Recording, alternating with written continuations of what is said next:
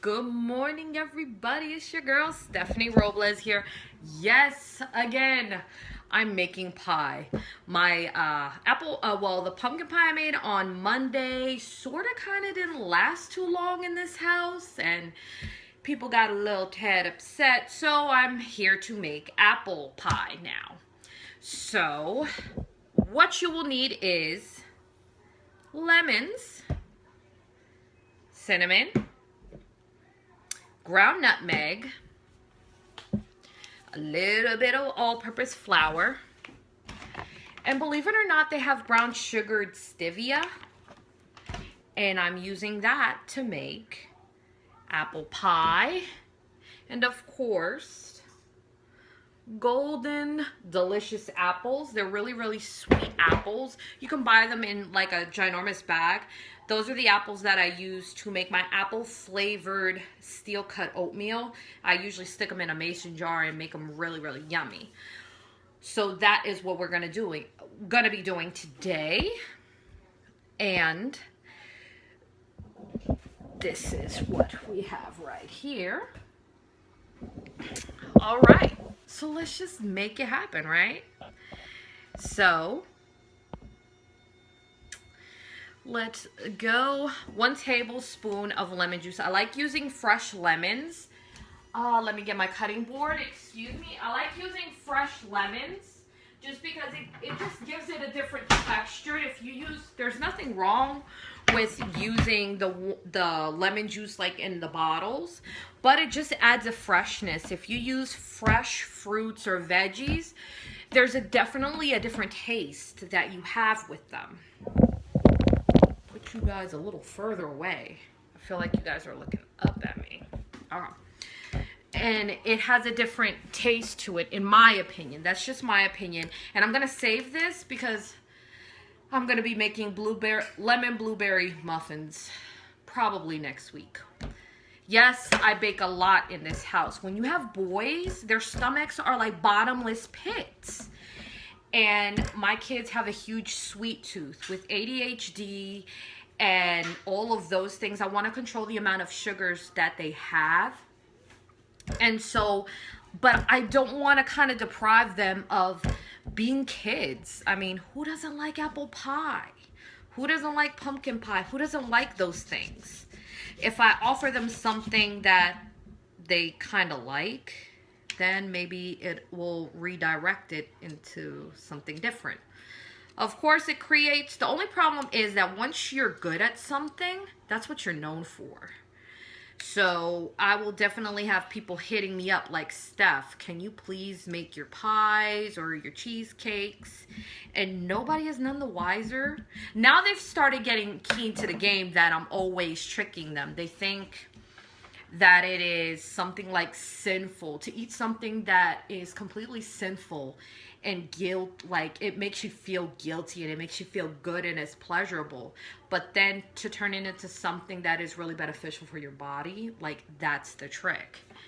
It's all in the mind, and I like playing those tricks. But now my friends are wise to the game, so now they're like, I know there's ground something in here and it's all fresh. So we are going to use 1 tablespoon of fresh lemon juice. And I just squeeze. I roll my lemons beforehand. It's a little trick I learned. If you roll them beforehand, you'll get a lot more juice out of it, because lemons are expensive. I think I paid like $1 something for these lemons. And it'll also stop the browning process on the apples. So that's 1 tablespoon of lemon juice. Excuse me, let me get a paper towel. Whew. Excuse me.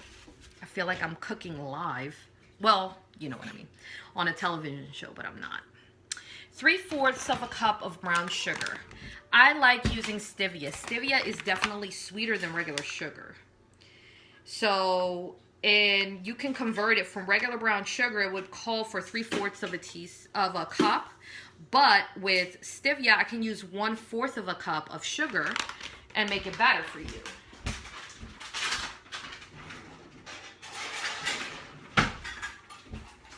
here we go.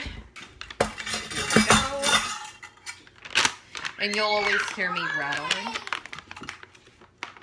And you can hear the girls arguing over blocks. Because you gotta keep them busy or else they're gonna be sticking their fingers in this. That's 1/4 of a cup of brown sugar.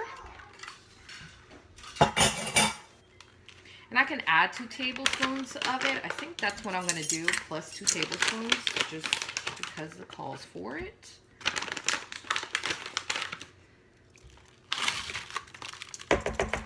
There's only a little bit left. I was like, let me just use it all. It's whatever. Brown sugar, 3 tablespoons of flour.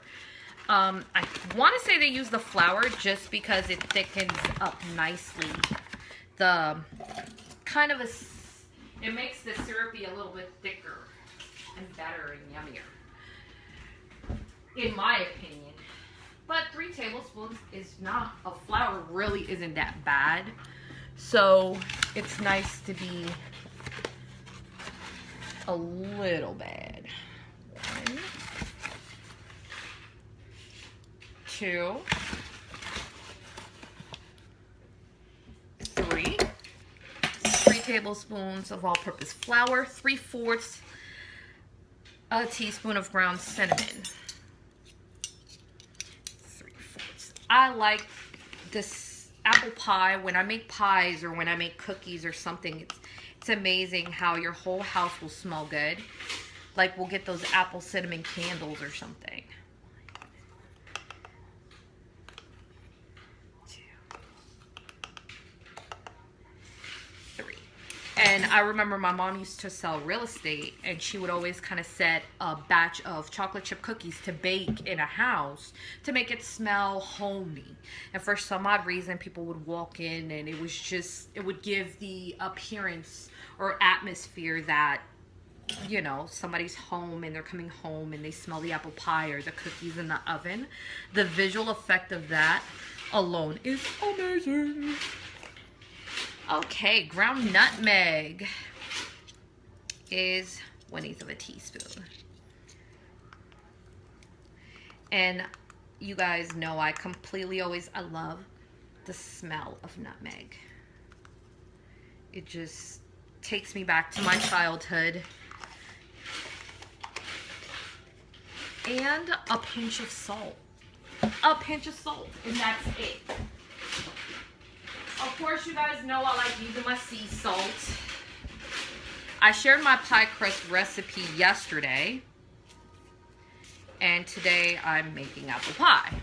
Because I had leftover dough. That's the amazing thing about it. You can sit here and you could do these things and have this be amazing and awesome. And it's just amazing. I love it. The smell that happens is amazing. I'll probably leave it in my refrigerator to kind of marinate a little bit. I like the flavors to settle into the apples, to soak into it because of the lemon juice. And I don't have to worry about the browning because of said lemon juice. So that's what makes it amazing. I'll just use the same pie crust recipe that I used the other day to do this. And this is what it looks like. These are the raw apples. And that, of course, I used about 5 to 6 Golden Delicious apples, just in case I didn't cover that. And I will stick it in the oven at 425-degree oven. And I will put it in there for about, let me see what the recipe calls for. It says about an hour, depending, give or take, on your oven. Oven temperatures do vary. So I will stick this bad boy in my refrigerator, let it marinate a little bit, and then when I'm ready, once the pie dough is all, the pie dough chills in the refrigerator for like 30 minutes, and then I'll take it out, roll it out, poke a couple of holes in it, and make it all pretty. At the end of this video, or on this page, I will definitely send out, I'll take a picture of it and I will definitely post it online so you guys can see the finished product. So I hope y'all have an amazing rest of the day, and I'll talk to you guys later. Bye.